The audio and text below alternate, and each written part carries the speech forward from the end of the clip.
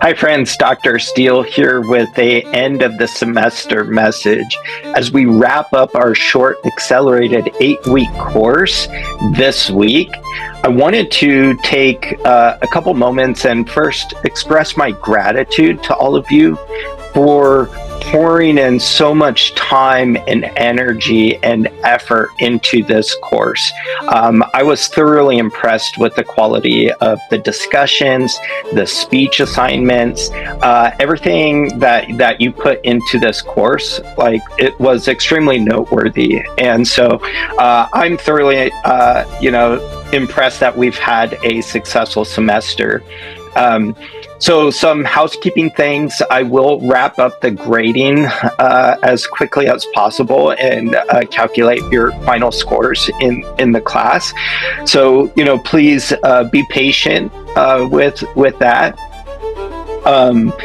Second of all, I wanted to, briefly touch on the 3 keys to success and kind of remind you how we started this semester. And then lastly, I wanted to talk about the 3 pillars to successful public speaking.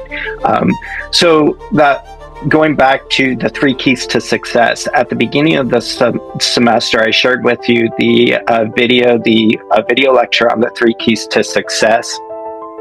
And, through my own educational journey, going from a high school dropout, struggling through community college, figuring some things out, moving on to finishing my bachelor's degree, my master's degree, and eventually earning a Ph.D., the highest degree you can achieve in higher education.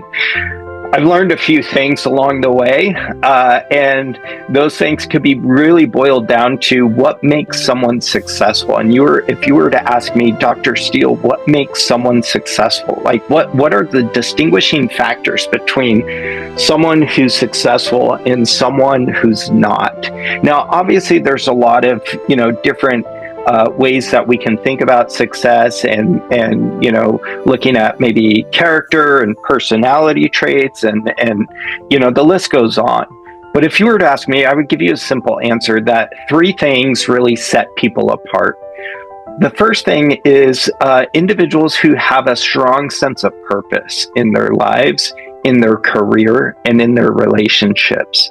So that first key is purpose, being able to have that clear direction and answer that why question. Why am I going to school? Why am I, taking a public speaking class that requires me to give a bunch of speeches? Like, why am I putting myself under this pressure?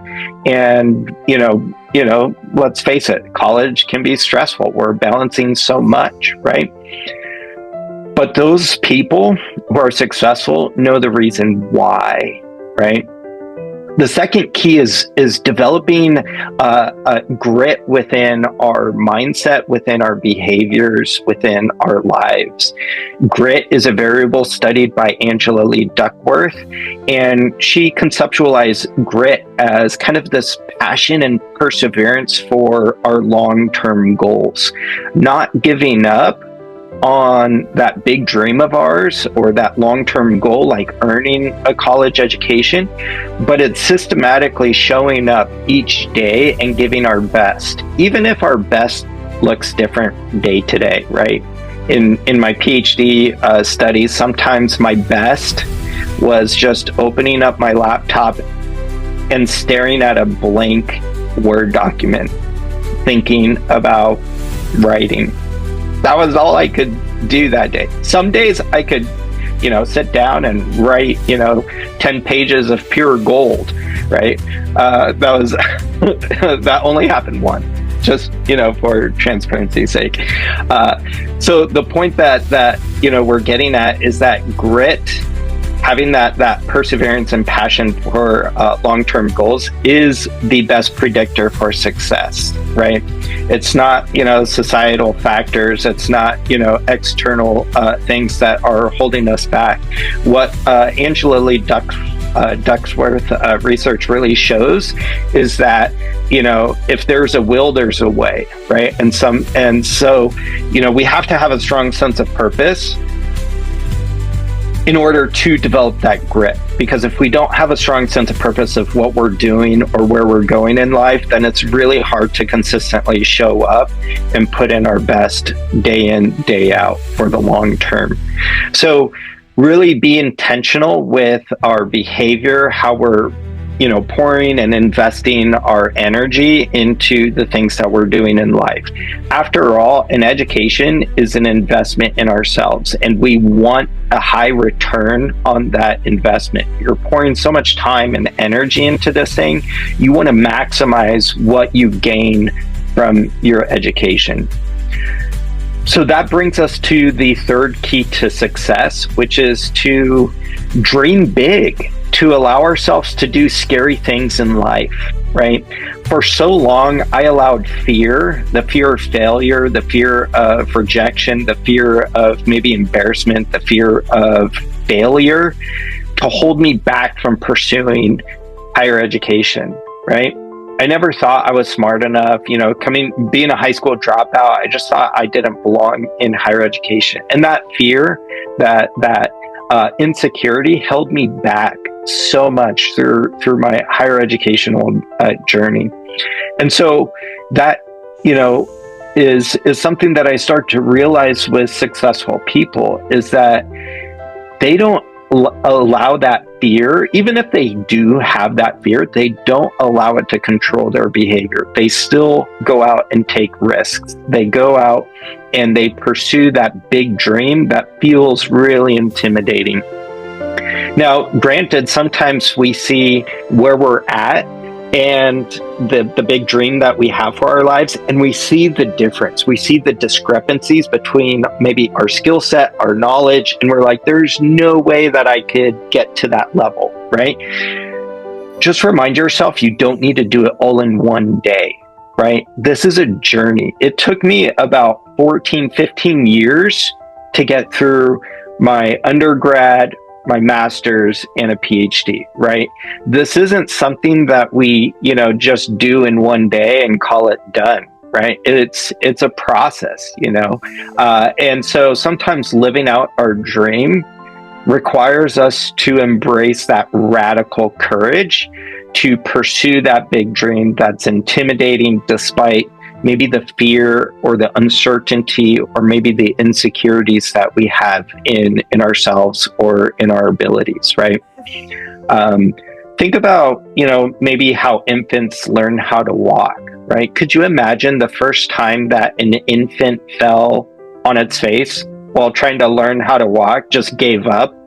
No, they pick themselves up, they try again, and they do that for weeks, months, until finally they figure out like, hey, I can walk. And then once they figure out how to walk, next thing you know, they're running around and there's no stopping them. They just keep running, right?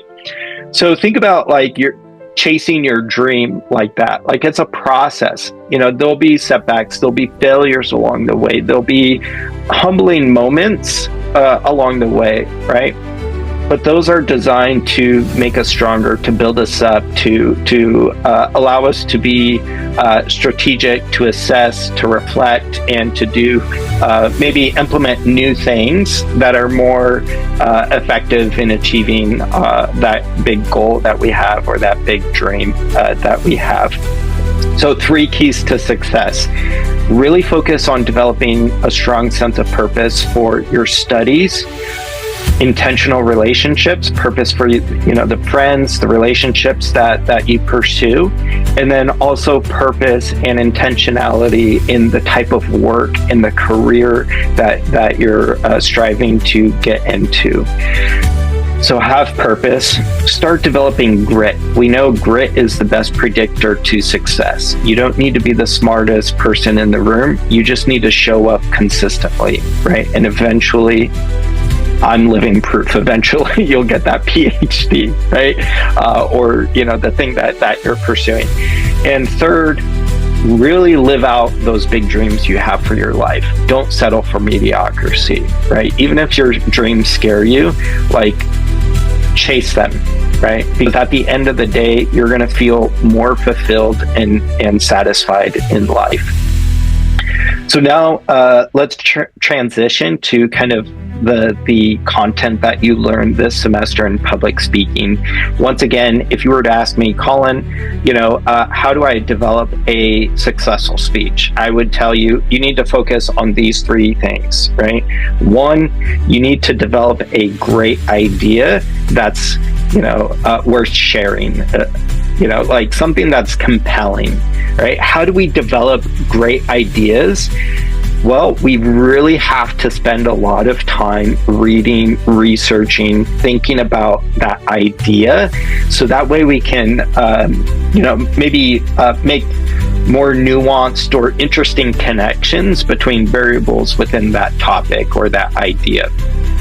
So the first step is to really build out the idea. And so we spent time building out our speeches by researching, gathering information, reading about a topic, trying to think more critically about like, okay, what is this topic? How do these variables interact with each other? And what information can I share with my audience that's going to benefit them, that's going to add value to them? So the first key to a successful speech is really developing a compelling, interesting idea that extends beyond surface level information or information we already know. The second thing that makes a speech stand out amongst the rest is having clear structure, right? So public speaking is all about, clear communication. And one way that we ensure clear communication is through that structure. And so we've developed our speeches using a proven formula where we have an introduction, a body, and a conclusion. We also went into what do you say in the intro that makes it comprehensive, easy to follow, and sets up the rest of the speech. And so we've covered in the intro, you want a attention grabber. You want to get your audience interested. You want to clearly communicate the purpose of the speech, and we kind of learned that speeches could be organized into informative categories or persuasive categories. So, have a clear purpose statement. You want to add in a significance statement. You want to communicate the relevancy or the importance of that topic for the audience. Sometimes as an audience, we might not understand or know why certain information is pertinent or relevant or impactful to us. And so as a speaker, we make that bridge with the audience in the intro. The next thing that we do in the intro is a credibility statement. This is where we communicate our credibility to the audience and say, hey, look, I've read this book, or I've taken these classes, or I have a degree in this, or I've practiced this thing for X amount of years, right? That helps the audience accept our information as reliable, credible, and trustworthy. And then lastly, the preview statement. We say, in this speech, we're going to cover X, Y, and Z. In the body of the speech, we've talked about different organizational patterns that we can use. And then, in the conclusion, you summarize and end in a final thought, right? Like you end it in some sort of impactful, memorable way. So that second key to a successful speech is having that clear structure, the intro, body, conclusion. And of course, we've built out what goes into that structure. Now, the third key is something that will probably continue to grow and develop within our speaking journeys beyond this class, but that is dynamic delivery, having great delivery presence. And we learned that your delivery can be organized into two broad categories: your vocal delivery, but then also your physical delivery, right?